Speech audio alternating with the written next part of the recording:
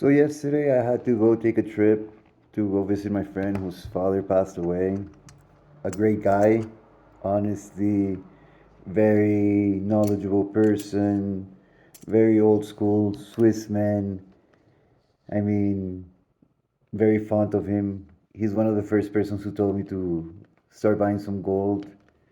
And one of the things that he told me is that when I travel, I should always have gold in my wallet in case of emergencies, you know.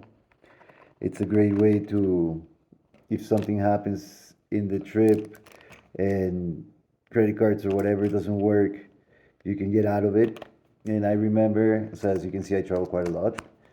And I remember the story when, like, when he told me, I called my father up and I was like, hey, dad, this person's told me that when you travel, you should travel with some gold in your pocket because you never know what could happen. And my father was like, hey, he's Swiss. Of course, he's going to tell you to do that.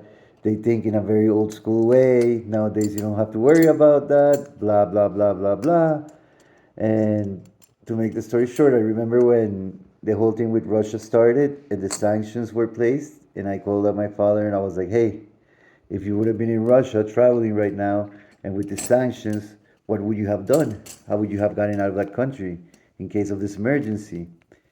And after that, me, my father, my family, we all started traveling with at least an ounce of gold in our wallet.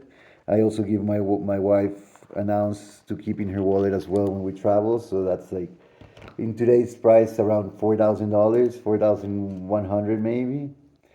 And some people say, okay, if you have a watch, $10,000, $20,000, it's also a great way to escape an emergency in case you're traveling. But honestly, who wants to give up their watch? Like, if you spend $10,000, $20,000 on a great watch, maybe it was handed out down to you as a family, anything, why would you want to give it up? When instead you can travel with a 1 ounce, 2 ounces, depending how many people you are in your wallet. It's worth the same everywhere. In case in an emergency, you're probably gonna get more than you get in value terms than the watch.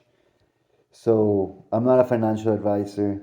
This is not a financial advising channel, but it's just a recommendation like I received when I was younger from my father's friend, from my friend's father, sorry.